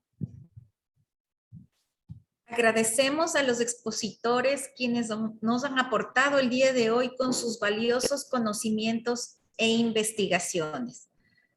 Las ponencias escuchadas la tarde de hoy, en las que han participado diferentes instituciones y sus expositores, como son MAG, IGM, SPECIES y la Universidad de Bahía, ratifican una vez más lo que la Constitución de la República del Ecuador indica en los artículos 389 y 390.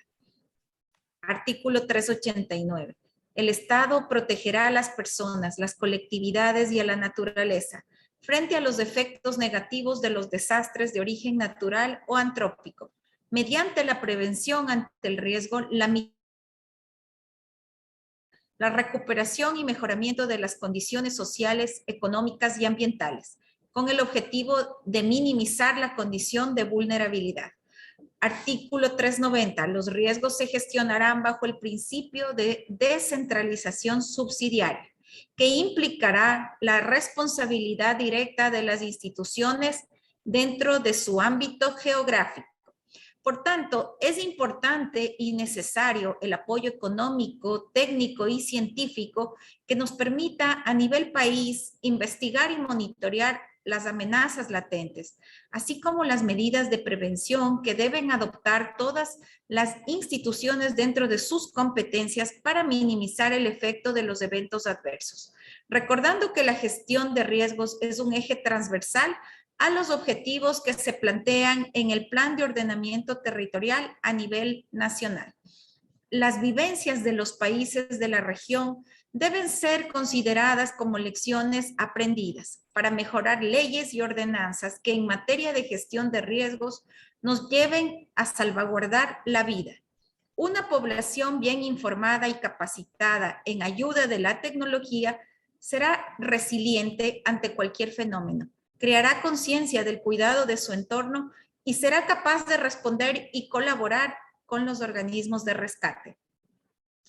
El rol de las Fuerzas Armadas ha jugado un papel fundamental de manera especial en el apoyo logístico y administrativo a lo largo de la historia de nuestro país. Por tanto, es necesario que los institutos de investigación adscritos a esta institución sean dotados con tecnología de punta y personal capacitado para plantear estrategias que permitan la toma adecuada de decisiones, prestos a actuar cuando el país lo requiere. Y son espacios como el que hemos tenido esta tarde, la ventana que nos permite conocer y unir esfuerzos dentro del ámbito geográfico para poder plantear propuestas técnicas multidisciplinarias en base a las fortalezas y debilidades de nuestro país. A continuación, vamos a dar paso a las preguntas del público que nos ha acompañado esta tarde. Por favor, pueden hacerlas en este momento.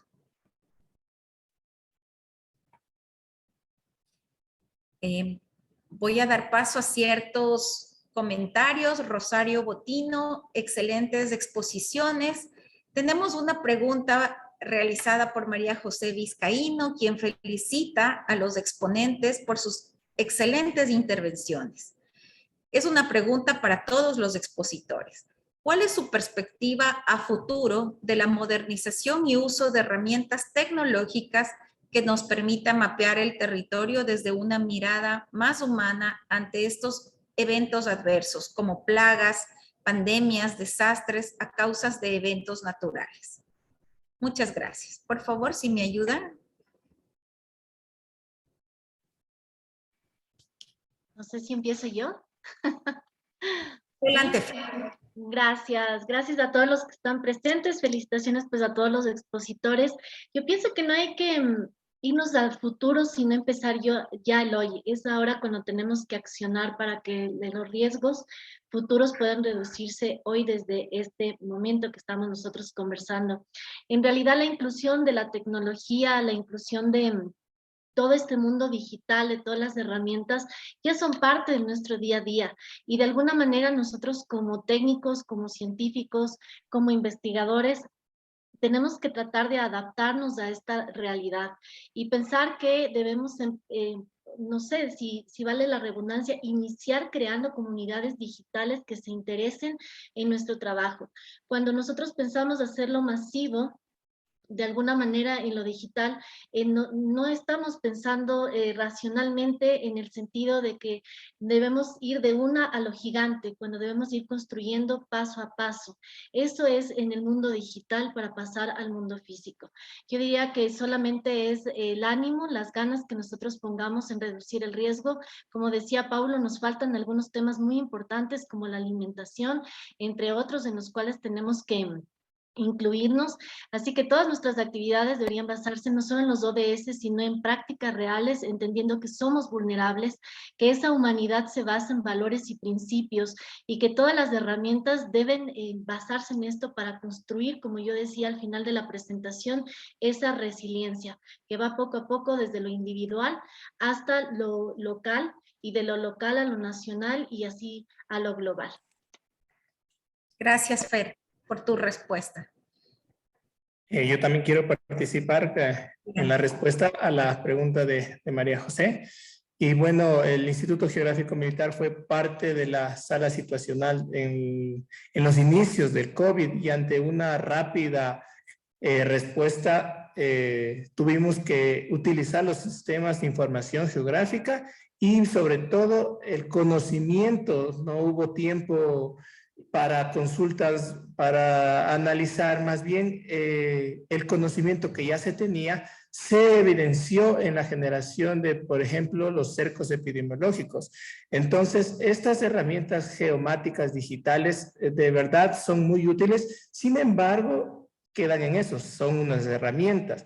La vinculación o el trabajo conjunto con epidemiólogos, con personas de la gestión de riesgo, con personas que estaban al tanto, con personas de la parte de salud pública, fue verdaderamente un trabajo en conjunto muy exitoso y que de cierta manera dio luces en nuestro país para lo que es dar una buena adecuación a las personas en cuestión de lo que fue la pandemia. Entonces, para mí, los sistemas de información geográfica deberían potenciarse y hacer campañas para que las personas conozcan el uso y más que todo las funcionalidades, y que no le tengan miedo a estos sistemas de información, que muchas veces sí no tienen mucho el apego de cierta parte, incluso profesional. Sin embargo, si uno se toma en cuenta y se pone en práctica, verdaderamente son muy útiles.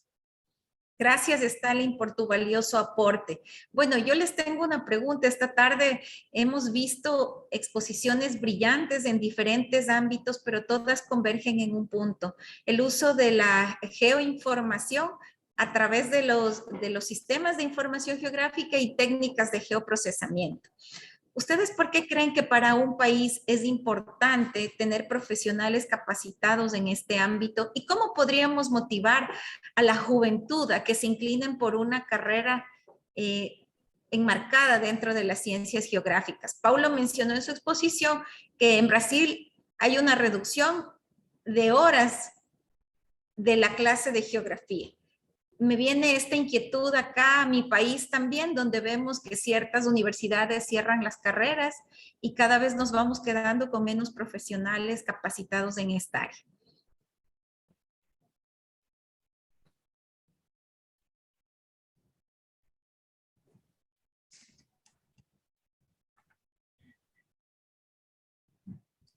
¿Puedo? ¿Aló? Adelante, Sí, Paulo. Stalin. Sí, Paulo. Paulo, Bueno, por favor. muy rapidito. Yo creo que el problema central es ese de que nuestra educación básica ya no ofrece opciones para que los alumnos puedan conocer y amar la geografía. Hay un avance de una desconstrucción de las materias. No sé si ahí se dice materias escolares, ¿sí? Bueno, Sí. de las materias escolares de las ciencias humanas y sociales. Y eso es terrible porque uno no puede querer ser geógrafo si no conoce la geografía, o historiador si no conoce la historia. Para mí es un problema que está en la educación básica. Gracias, Paulo. Stalin, ¿querías tú también aportar en esta inquietud? Sí, indiscutiblemente la reducción de horas en ciertos países, o más claro en Brasil, sí tiene o es de preocupación sobre todo porque el llevar a más, tener más horas de entrenamiento, de conocimiento, hará de la experticia del profesional. Sin embargo, yo en esto también quiero acotar que definitivamente la carrera de geógrafo en la Universidad de las Fuerzas Armadas actualmente cuenta con una malla curricular que es totalmente nueva a cómo era en tiempos pasados. Eso quiere decir de alguna manera que se está avanzando definitivamente en el campo conjuntamente con la parte tecnológica. Estoy seguro que hubiera querido recibir materias que ahora las tienen. El consejo sería aprovechen ese tipo de materias nuevas, que si bien es cierto, las vemos a la par en la parte ya laboral, pero sí es muy necesario que se tenga por lo menos las bases, así que a los próximos geógrafos que están en camino aprovechen mucho estas materias que ahora la tienen en la malla. Gracias, Stalin. Fer, ¿de pronto quieres acotar algo más? Sí, Fer, nada más que hacer un llamado a la juventud, ¿no? Hacerles notar que muchas de las cosas que funcionan dentro de nuestros móviles se basan justamente en las ciencias geográficas, ¿no? Para que nos lleguen notificaciones, por ejemplo, a las redes sociales o un mail o cualquiera de esto, necesita de nuestra posición geográfica y de muchos otros sistemas que se relacionen entre sí para que esto pase, para que esté un dron volando y sus resultados sean efectivos. Se necesita también de las ciencias geográficas, entonces todo lo que estamos viendo ahora se relaciona directamente con lo que somos y por supuesto animarles a ser parte de este mundo que no solo es apasionante, sino que somos muy humanos, porque trabajamos en campo, también en escritorio, y eso nos permite tener esa relación de nuestro entorno. Muchas gracias. Gracias por sus respuestas. Bueno, vamos a continuar leyendo las preguntas realizadas por el público. María Fernanda, me parece que Eric quiere comentar algo, por favor. Perfecto, Eric, mil disculpas, no vi que habías levantado la mano. Adelante. Sí, gracias, María. Sí, yo quería hacer un comentario como no geógrafo, que creo que también es un punto de vista interesante, que yo soy agrónomo y trabajo más bien en recursos naturales, pero con un gran sesgo hacia la geografía, ¿no? Yo comprendo muy bien las dificultades que actualmente tienen las ciencias geográficas aquí en el país, con las limitaciones hay con el cierre de carreras, pero yo quiero verlo del otro lado. Nosotros aquí, por ejemplo, en el Ministerio de Agricultura y Ganadería, vemos mucho lo que Fernanda comenta, ¿no? La necesidad de que la gente comprenda la utilidad de los datos que le pertenecen o que puede levantar en campo de manera muy fácil sin ser un geógrafo. Nosotros tenemos muchos técnicos en campo dispersos en todo el país y estamos continuamente tratando de alguna manera incorporarles en todo el proceso de levantamiento de información que nosotros queremos posteriormente procesar, ¿no? Un ejemplo es el tema de afectaciones, por ejemplo. Nosotros queremos llegar a un análisis de riesgo ya probabilístico, ya no determinístico, como se solía hacer aquí, utilizando ya datos reales de campo, y pueden hacer un análisis sobre temas de intensidad de recurrencia utilizando esos datos. Y ahí nos encontramos con las limitaciones de que falta un poco una educación, como Paulo mencionó, básica sobre cómo funciona la geografía para que esos datos sean útiles para nosotros, de calidad, ¿no? Y pensaría que el tema de la geografía, ese tema básico, debería formar parte no solamente de la carrera de geografía, sino también de otras carreras que de cierta manera se relacionan con recursos naturales, etc. Que es un importante punto tratar de promover esto aquí en el país o de manera general y llegar a un público cada vez más amplio, ¿no? Tal vez no de manera muy científica, pero con esa fascinación, como Fernando lo mencionó, sobre los datos, ¿no? Entonces eso nomás quería comentar para que eso tengan en cuenta. Muchas gracias, Eric, por tu aporte, muy valioso. Bueno, tengo también acá saludos de Marta Villagómez, excelentes exposiciones, gracias por compartir su conocimiento. Tiene una pregunta para todos los expositores. ¿Qué estrategia proponen para llegar con estas herramientas a las autoridades nacionales?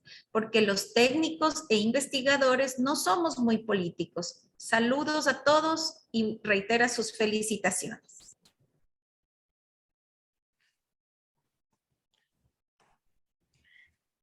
Bueno, voy a hablar yo.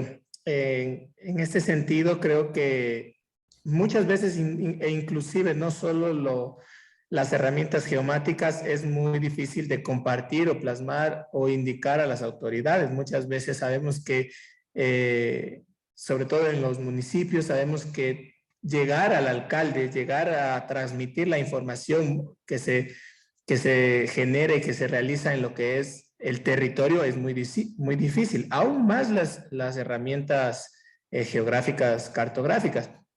Es por eso que como propuesta o estrategia propondría lo que es el poder de síntesis para mostrar los resultados más que la herramienta a nivel de autoridades.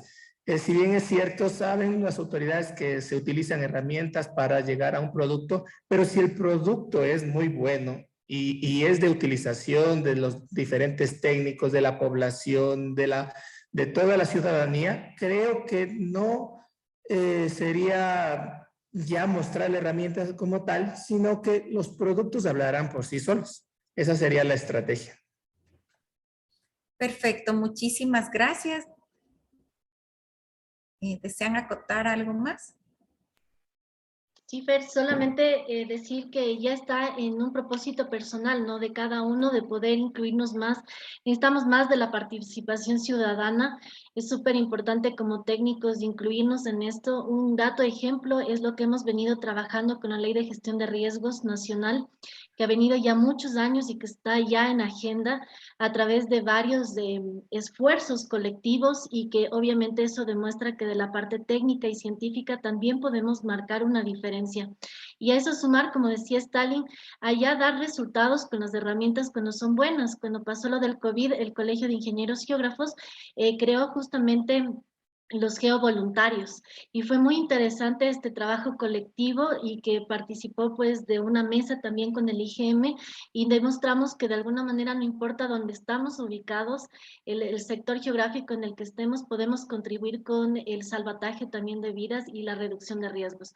Una demostración muy importante de lo que es enfrentar una emergencia, una crisis o un desastre, y que de alguna manera también nos queda como ejemplo para saber que podemos hacer cosas grandes cuando solamente existe la intención y el objetivo de hacerlo. Así que yo sí les animo, tal vez no somos políticos, pero sí podemos crear esos canales para poder alcanzar, obtener de alguna manera este tipo de leyes y ordenanzas o más de políticas públicas que nos permitan construir una mejor situación de la que estamos, que lo que busca es mantener una mejor calidad de vida para todos, ¿no? Gracias, Fer, por tu aporte.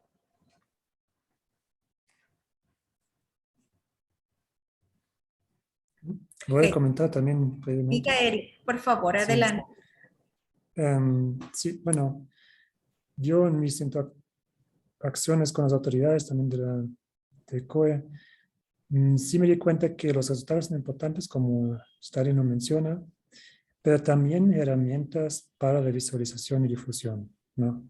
Ese tipo de herramientas sí tiene que desarrollarse. Por ejemplo, recién aquí trabajamos un sistema de monitoreo de sequía que tiene un visualizador muy ágil y fue muy bien acogido de parte de las autoridades del ministro. Entonces, ahí se nota que cuando ya realmente se les facilita el acceso a esa información y una visualización simplificada, vamos a tener un mayor alcance que con un geoportal, por ejemplo, común. Eso sí hay que tomarlo en cuenta y hay que trabajar mucho en esa línea de los aplicativos, sistemas, para que realmente lleguemos. Perfecto, la difusión de los resultados sin duda alguna. Excelente. Voy a dar paso a la pregunta de Oscar Ávila. quien dice, ¿cuáles han sido las claves para la enseñanza de la geografía en el contexto de pandemia?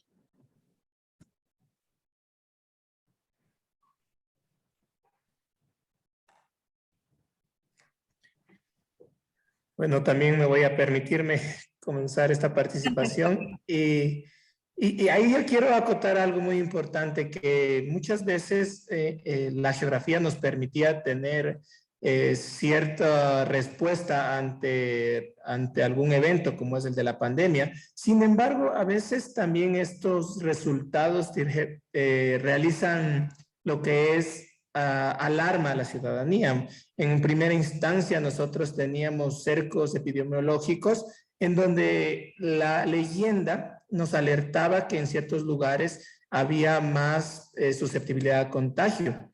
Sin embargo, con la ayuda de ciertos profesionales de la medicina, se pudo o se logró tal vez mejorar estos modelos, mejorar la leyenda, mejorar, para no alarmar a la ciudadanía. Justamente viene a colorario mi intervención, en donde la geografía, al ser una fuerte rama, de igual manera necesita la participación de otros colegas profesionales, en donde lo único que hará es potenciar a la geografía como tal y de ir a obtener buenos resultados. Entonces, definitivamente la geografía fue un aspecto muy importante para los inicios de la pandemia.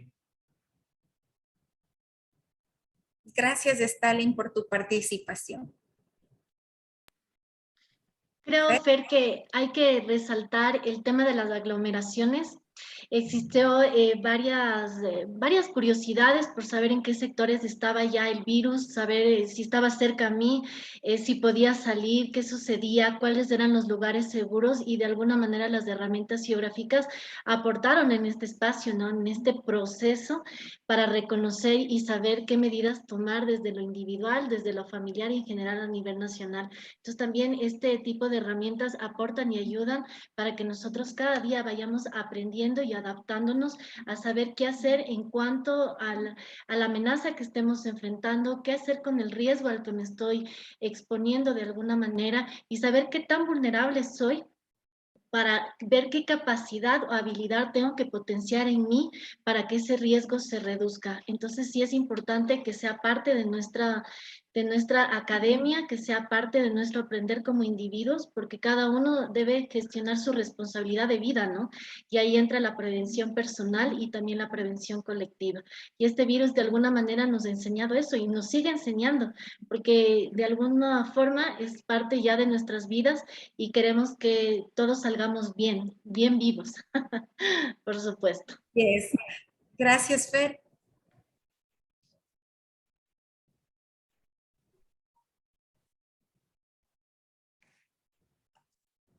Paulo, Eric, ¿desean acotar algo adicional? No, solo que cuando pienso en las claves para la enseñanza de la geografía, pienso en la enseñanza formal, escolar o universitaria. Y para nosotros ha sido un grande problema, porque, por ejemplo, acá en nuestra universidad tenemos un retraso muy grande de las clases prácticas con uso de la computadora, con uso de las herramientas de información geográfica y por lo tanto es un problema pensar en la enseñanza en tiempos de pandemia. Correcto.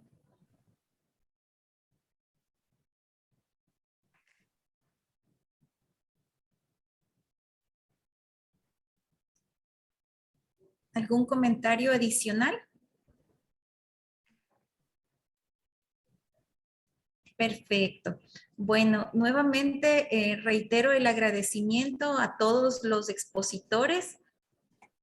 a nombre de IPGH por haber estado con nosotros y acompañarnos en estas ponencias y sus comentarios posterior a ellas.